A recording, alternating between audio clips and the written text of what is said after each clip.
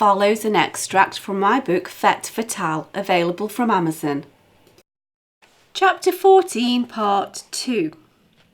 Knowing that her brother was arranging a meeting for the coming Sunday, Beth decided that a meeting of their own at the Blue Willow Tea Rooms was now a matter of urgency. She rang around and arranged a hasty meeting. It was as busy as ever there, but as it was only mid-morning, there were several tables still vacant. This was the perfect ambience.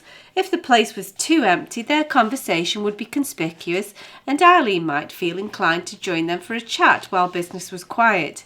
As it was, she was kept busy, and there was sufficient background noise to cover their own conversation. They ordered a selection of cakes and pots of tea, and as the instigator of the meeting, Beth opened the proceedings. Benji has arranged a meeting with Bobby Maddox and Dr. Wainwright for tomorrow morning. I think we can all guess that something is amiss in the death of John Barlow. I don't know if Betty's death has anything to do with the case, but I do know that Benji is keeping an open mind. If we've anything at all that we think might prove helpful, however insignificant it might seem, then let's hear it, and I can tell Benji what we've found. We'll let him choose what's relevant, so don't be shy. May, please tell the girls how we got on at the Jefferson residence. My toasted tea cake is getting cold. OK, but feel free to pitch in as I go if you think I miss anything out, said May. First of all, I'd like to say that I think we've found a new friend. Hyacinth struck me as being genuinely pleased that we'd bothered to call on her, and her openness to the friendship was quite disarming. We're taking her to meet Kirsty next week, and I'm really looking forward to them meeting each other. I think that once we've made the introduction and helped to break the ice, Beth and I will be redundant, as Kirsty and Hyacinth will be engrossed in each other and plant law.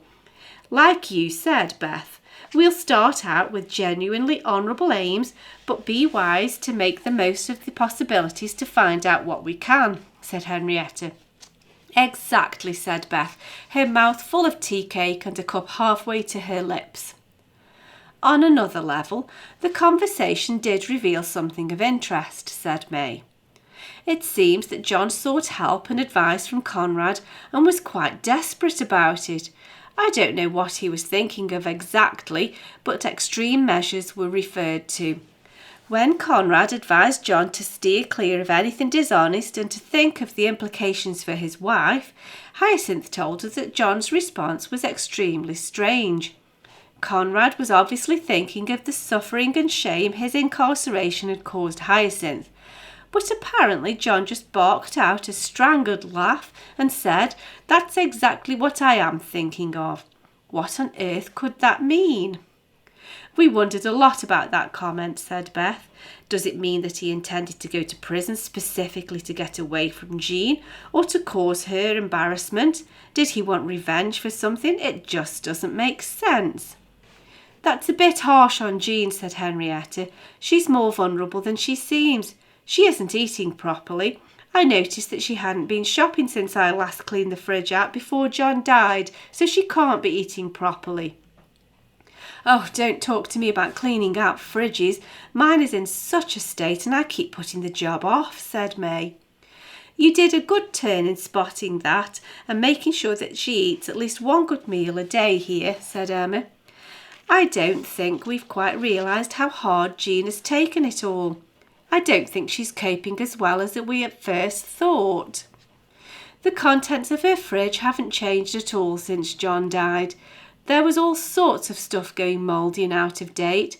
She'd pushed John's jam to the back of the fridge in an attempt to forget about it because she blames herself for upsetting his diabetes and feels responsible for his death, said Henrietta. Goodness, explained May.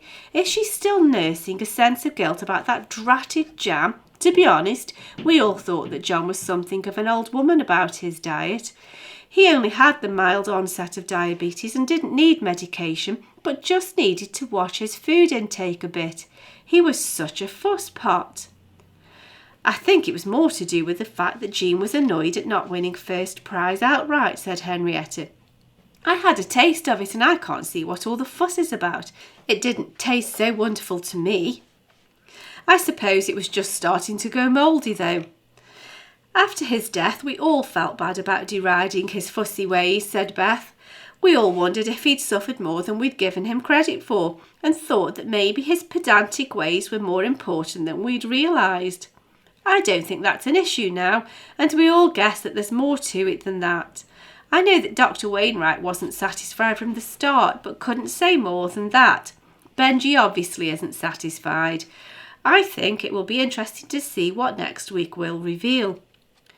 All this makes my little discovery even more confusing, said Emma. I made quite a show of pretending that I'd got a headache at Jean's. Although I always carry paracetamol with me, I asked if she had any. I'd heard before that neither of them ever took tablets, but I wanted to be sure that I'd got my facts right there. The reason that I asked is because whilst ridding out John's wardrobe, I found an absolute stash of both paracetamol and aspirin hidden away behind some shoes. There were about 10 boxes of each, and I figured that if they were for normal use, they'd be in a more conventional place of storage. What this could mean, I can't guess. If it's suicide that we're thinking killed John, then, despite the stock of tablets, the theory doesn't work. If he'd overdosed on paracetamol and aspirin, the stash would no longer be there. It may well indicate an intent, but that still doesn't help us, said Emma. Now that is interesting, said Beth. I wonder if he found a more thorough method. They pooled all of their findings, and by the end of the morning they couldn't form a clear picture from the information they had to date. Rather than keep going around in circles, they decided to leave things as they stood. Everybody agreed to keep their eyes and ears open and said they would meet again shortly.